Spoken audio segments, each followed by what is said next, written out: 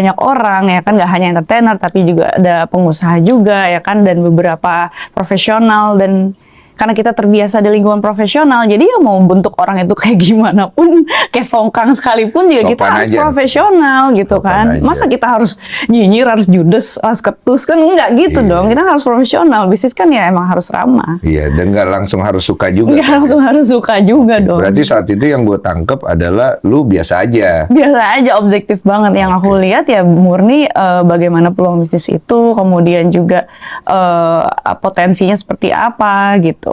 Oke. Bisnisnya tapi jalan akhirnya bareng? Ya ini jadi tersendat karena ada kasus seperti ini. Oh berarti dari saat itu belum jalan tuh bisnis? Sudah mulai jalan, iya. Cuman kan namanya bisnis itu kan pasti ada investor kan. Kita harus bertanggung jawab sama dana-dana investor itu kan. Oke. Jadi karena ada kasus seperti ini kan mereka juga mempertanyakan tanggung jawab kami gimana. Terus lu mulai suka kapan? Bisa dibilang bukan suka ya, mungkin aku lebih ke respect kali, aku hormatnya. Maksudnya aku respect sama dia karena di umur dia yang muda gitu, dia bisa memikirkan orang banyak gitu, karyawannya dia. Terus kayak dia bangun bisnis ini untuk supaya bisa memberdayakan masyarakat gitu kan, termasuk komunitas aku juga, karena memang waktu itu dia mau kolaborasikan bisnisnya itu sama komunitas sosial aku. Oke. Jadi awalnya berangkat dari respect. Iya. Jadi intens tuh ketemu urusan bisnis ya. Sampai akhirnya kamu mulai kemakan dengan bujuk rayu ya. Lebih kayak apa?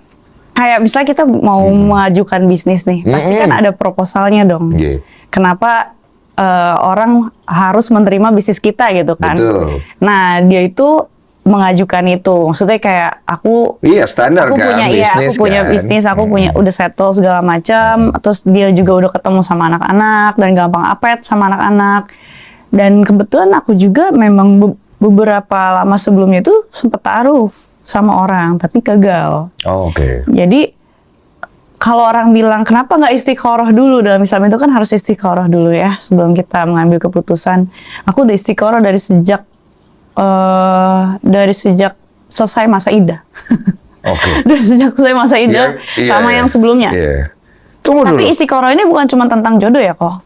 Semuanya lah ya. Semuanya. Jadi lu pengennya sebenarnya hubungan lu itu waktu itu ta'aruf atau ada kayak pacaran dulu? Sebenarnya dalam Islam itu ta'aruf itu sendiri artinya kan perkenalan. Perkenalan kan? Kenalannya mah udah lewat bisnis. Kenalannya udah, iya.